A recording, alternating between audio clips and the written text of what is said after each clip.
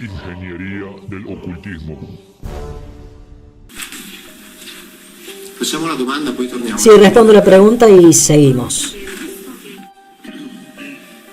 Venga acá.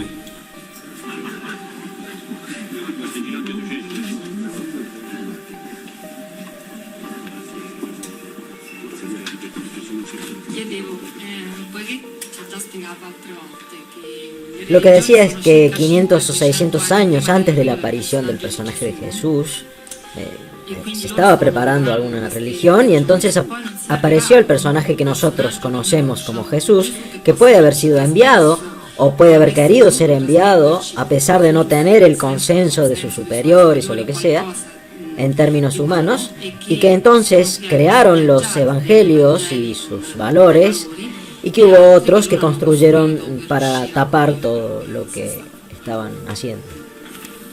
De que lo construyeron no hay dudas. Incluso también porque tuvieron que construir precisamente esta figura de un presunto hijo de Dios partiendo de un individuo que Dios no es.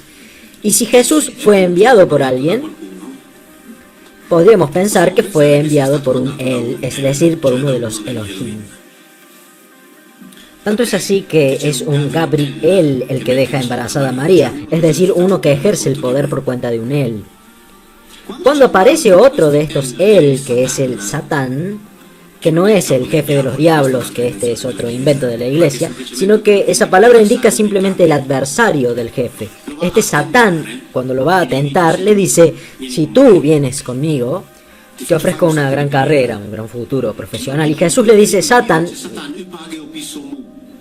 que se traduce al latín como va de retro Satana, pero también se puede traducir como ven detrás de mí. Es decir, vení vos conmigo, no que yo voy a ir con vos. Es decir, pásate vos a mi bando. ¿Okay? Entonces, si él tenía tareas específicas, digamos alguna clase de compromiso con uno de estos él, puede haber sucedido, como dice la señora, que lo hayan en cierto punto dejado de lado por haber introducido algún tipo de mensaje propio. Digo, puede ser. Esto explicaría el hecho de que haya sido condenado después por, digamos, fue azotado y condenado por motivos políticos. De hecho, él fue condenado por motivos políticos. Cuando está en la cruz, en efecto, él dice: Elí, Elí, lema sabactani. Es decir, él mío, ¿por qué me has abandonado? Solamente que abandonado es una palabra aramea que no se corresponde con ninguna raíz hebrea. Y ese versículo de ahí tiene que haber sido escrito todo en hebreo con una sola palabra en arameo, que es abandonado. Ese versículo es la repetición del Salmo 22, en el que un sacerdote se lamenta por haber sido injustamente condenado. Entonces, es muy probable que ese de ahí, Jesús, no era el cordero sacrificado como nos han enseñado, que se lamenta por el abandono. Hay una gran probabilidad de que ese individuo, si se lee todo el versículo como era, sin hacer ninguna sustitución extraña de una palabra en arameo o en hebreo, es decir, si lo dijo como está en hebreo, él, Jesús, podría haber dicho: ¿por qué me has ajusticiado? Yo debo vencer, no perder. Así que entonces él no se lamentaba por el abandono, sino que se lamentaba por lo que según él era un injusto final, porque él debía ser el vencedor, porque todas las promesas de los él, en lo que se refería al Masiaj, el Salvador hebreo, decían que iba a vencer. Otra cosa diferente es el Mesías cristiano, que es una invención teológica cristiana, platónica, neoplatónica. Él, ese de la historia, era el Mesías judío, es decir, aquel que debía poner al pueblo judío por encima de todos los demás y principalmente liberarlo de la esclavitud, porque esta era la única finalidad del Mesías judío. Es decir, no tenía ningún objetivo moral o... porque tu amor es eterno porque asesinaste a los primogénitos de Egipto y tu amor es eterno porque asesinaste a los poderosos. Ese es el concepto, siempre son ellos, nunca cambian. Así que en realidad puede haber pasado que tal vez él haya querido cambiar las reglas del juego. Tanto es así que cuando él es, podemos buscar Lucas 23:32. Sí, ¿podemos leerlo? Aquí se habla del momento en el que él es llevado al Calvario para ser crucificado. Con él llevaban también a otros dos malhechores para ser ejecutados. Y por aquí. Ok, ¿algún otro? También, ok. Ahora bien, en hebreo, perdón, está escrito en griego.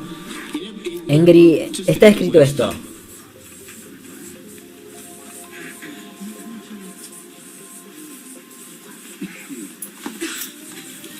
Heteroi duoi kakorgos. Kakorgos significa malhechor, pero no en el sentido de ladrón o robar, sino que era la palabra con la que se llamaba a los rebeldes antirromanos. ¿Alguien sabe griego? ¿Qué quiere decir heteros? Otro. Es decir, con él iban otros dos malhechores, y no también dos malhechores. ¿Se dan cuenta de que son dos significados completamente diferentes? Otros quiere decir que esos también eran malhechores. Cuando Judas está organizando el arresto, pide soldados al Sanedrín y a los romanos, y los romanos le dan una...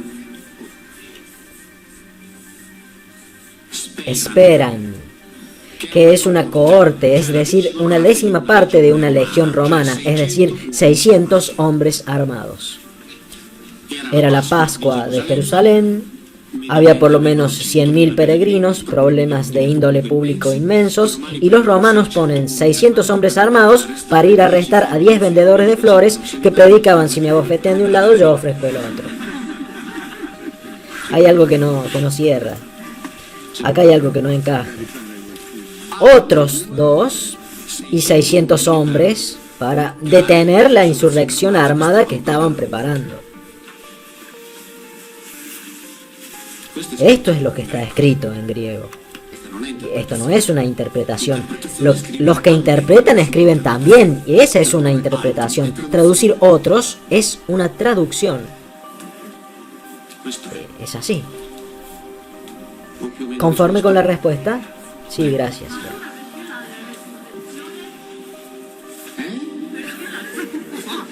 Sobre la resurrección. Ya que hablamos de eso, voy a decir una estupidez. Ya que digo tantas, voy a decir una más. Yo digo que, según mi opinión, estuvo en el sepulcro 4 o 5 horas como mucho. Porque lo crucificaron. Condena política. Cuando lo mojaron con la esponja, ocurrió, es decir, después de haber inhalado ese compuesto, debe haber ocurrido lo que pasa normalmente con el vinagre, ¿no? Uno, ¿cómo decirlo?, se despierta por unos segundos, después de lo cual él cae en un estado de muerte. Yo abro paréntesis y digo aparente. Lo hicieron de una manera que no le rompieran los huesos, porque si le hubieran roto los huesos, como hacían con todos los otros, no lo hubieran podido salvar. Lo desclavaron, lo bajaron, lo pusieron en el sepulcro, y cuando todo se calmó, fueron, le hicieron las curaciones y lo sacaron. Tanto es así que cuando dice que resucitó el tercer día, pero a ver, lo pusieron en el sepulcro al atardecer del viernes, y al alba, muy temprano, van las mujeres y él ya no estaba. Entonces no son 3 días, como máximo son 36 horas, como máximo. Pero atención, para salir tienen que haber movido la puerta, la piedra de la puerta, porque las mujeres vieron que la piedra había sido girada, así que no atravesó la piedra. Para sacar el cuerpo tuvieron que abrir la puerta de ingreso. Ahora yo digo, esto sí es una interpretación mía, así que no puedo demostrar nada. Así que sepan disculpar porque es solamente mi interpretación. Así que puedo estar equivocado, pero la pregunta que va por ese lado tengo que responder. Pero yo aclaro. ¿Cómo se explica el culto romano a Mitra, que es igual al de Jesús? Se explica con el hecho de que la figura crística fue construida de acuerdo a los mitos de la época, para hacerla creíble al pensamiento greco-romano.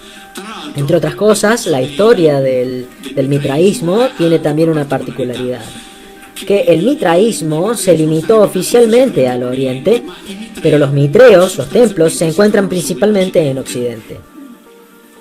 Y cada vez que históricamente esta teoría parece bastante acertada, cada vez que se creaba un mitreo, inmediatamente próximo a él surgía llamémoslo así, un grupo de creyentes en el Cristo.